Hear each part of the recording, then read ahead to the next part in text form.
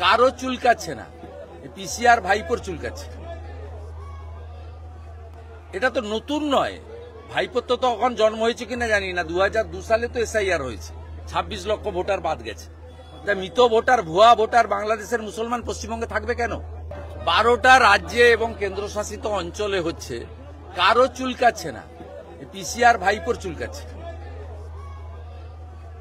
এটা তো নতুন নয়, ভাইপোর তো তখন জন্ম হয়েছে কিনা জানি না। 2002 সালে তো এসআইআর হয়েছে, 26 লক্ষ ভোটার বাদ গেছে। মৃত ভোটার, ভুয়া ভোটার বাংলাদেশের মুসলমান পশ্চিমবঙ্গে থাকবে কেন? ডিটেক্ট, ডিলিট অ্যান্ড ডিপোর্ট, একটাও বাংলাদেশি মুসলমান অনুপ্রবেশকারীকে পশ্চিমবঙ্গে রাখা হবে না।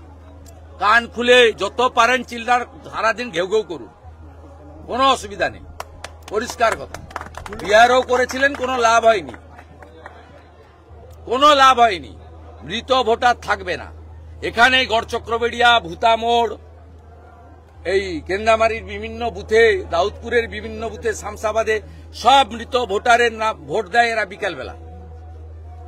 কোন হিন্দু বুথে হয় না, এরা করে এখানে। সকালবেলা গামছা পরে ভোট দেয়, দুপুরবেলা প্যান্ট পরে ভোট দেয়, বিকালবেলা লুঙ্গি পরে ভোট দেয়। পুলিশ কেন থাকবে? হাতে ঘা লেগেছে এবং বুঝতে পারছে যে যাবে।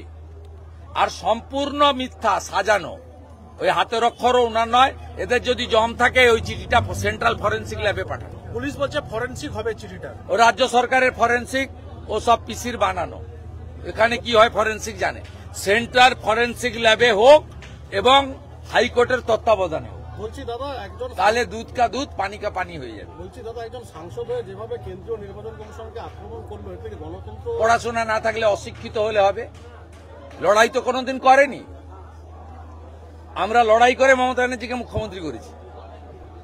লড়াই করা জানতে হবে। হদ কাটবো আমরা, কই খেয়েছো তুমি? 11 সালে আমরা সব করে টোরে দেওয়ার পরে ফাঁকা মাঠে 2000 পুলিশ নিয়ে চলে এসছো হাত নাড়তে। এইসব হবে, কার্বাইড দিয়ে পাকানো ফলের মাল, এইসব হবে। আমরা ন্যাচারাল প্রোডাক্ট, আর এই হচ্ছে কার্বাইড দিয়ে পাকানো মাল।